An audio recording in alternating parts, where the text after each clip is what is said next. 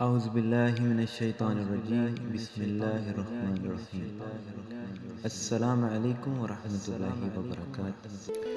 حضرت داؤد علیہ السلام کی قوم کے 70,000 افراد سمندر کے کنارے ہیلا نامی بستی میں رہا کرتے تھے۔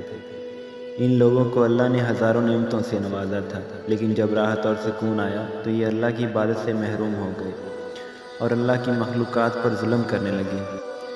تو یوں اللہ نے ان کو خبردار کیا کہ ہفتے میں ایک دن ہفتہ کے دن شکار نہ کیا کرو۔ اتوار سے لے کر جمعے تک جتنا شکار پکڑنا چاہو پکڑ لو، لیکن ایک دن اللہ کی عبادت اور مخلوقات کے امن کے لیے رکھ لو۔ تو یوں اللہ نے ان کا امتحان لیا۔ وہ اتوار سے لے کر جمعے تک سمندر میں مچھلیاں پکڑنے لگتے تو مچھلیاں زیادہ مقدار میں ہاتھ میں آتی، اور ہفتے کے دن سمندر کو دیکھتے تو ان کو بڑی مچھلیاں نظر آنے لگتی۔ ان لوگوں میں سے ایک شخص کو شیطان نے ورگلایا کہ پریشان کیوں ہوتے ہو، میری ترکیب پر عمل کرو، شکار سے کبھی محروم نہیں رہو گے۔ تو بس شیطان کے کہنے پر اس شخص نے ہفتے کے دن کانٹا لگا کر ڈوری کو سمندر میں ڈال دیا کہ مچھلیاں پھنسیں گی، اور شیطان نے کہا تم اس مچھلی کو اتوار کے دن نکالنا، اور یوں ہفتے کی غربت بھی باقی رہے گی، تمہارا شکار بھی ہو جائے گا۔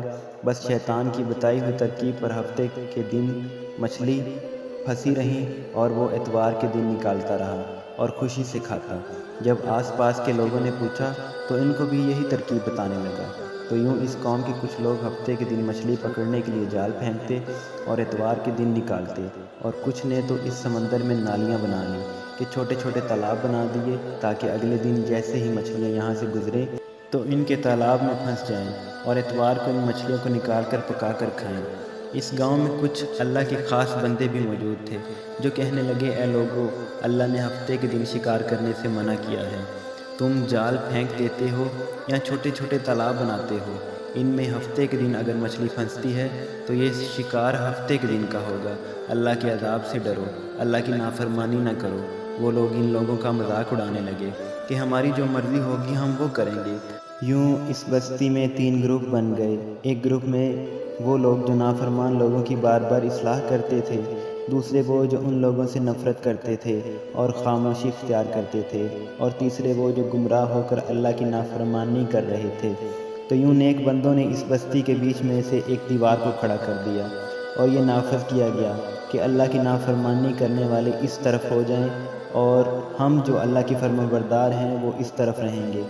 وہ سارے لوگ بار بار ان سے کہتے، اے لوگو، اللہ سے ڈرو، قوم سمود اور قوم لوط کا جو حشر ہوا اس کو یاد کرو، اللہ کی نافرمانی نہ کرو ورنہ تم پر بھی ایسا ہی عذاب نازل کیا جائے گا۔ وہ سارے نافرمان جن کی تعداد تقریباً 12,000 تھی، وہ ہنستے اور یہ کہتے کہ یہ سب کتابی باتیں ہیں، ہم میں سے کسی پر عذاب نہیں آئے گا۔ جیسے ہی وہ گروہ 2 حصوں میں ہو گیا، ایک وہ جو اللہ کی فرمانبرداری کرتے تھے وہ دیوار کی ایک طرف ہوئے، اور دوسرے وہ تھے جو نافرمان تھے، وہ دیوار کی دوسری طرف کر دیے گئے۔ نافرمان لوگ ساری رات ہنستے رہے اور مذاق اڑاتے رہے، اور اللہ کے خاص بندے اللہ کی عبادت میں مصروف رہے اور اللہ سے معافی مانگتے رہے۔ بس جیسے ہی صبح ہوئی، وہ نیک انسان اٹھے، انہوں نے دیوار کے اس طرف دیکھا، کسی انسان کی آواز نہیں آ رہی تھی۔ جیسے ہی دیوار کے اس طرف دیکھتے ہیں تو سارے کے سارے لوگ بندر کی شکل میں تبدیل ہو چکے اور بندروں کی طرح حرکت کر رہے تھے۔ وہ جو لوگ دیوار سے ان بندروں کو دیکھنے لگے تو ان نیک لوگوں میں سے جو ان کے رشتہ دار تھے، انہوں نے ان بندروں کے کپڑے سے اپنے اپنے رشتہ داروں کو پہچانا اور چیخ کر رونے لگے اور اللہ سے معافی مانگنے لگے۔ اور جب اللہ کا عذاب آتا ہے تو وہ ہو کے رہتا ہے، اور 12,000 جو لوگ بندر بن چکے تھے کچھ بھی کھا پی نہیں رہے تھے، اور وہ ایسے ہی 3 دن بعد اس عذاب میں آ کر مر گئے۔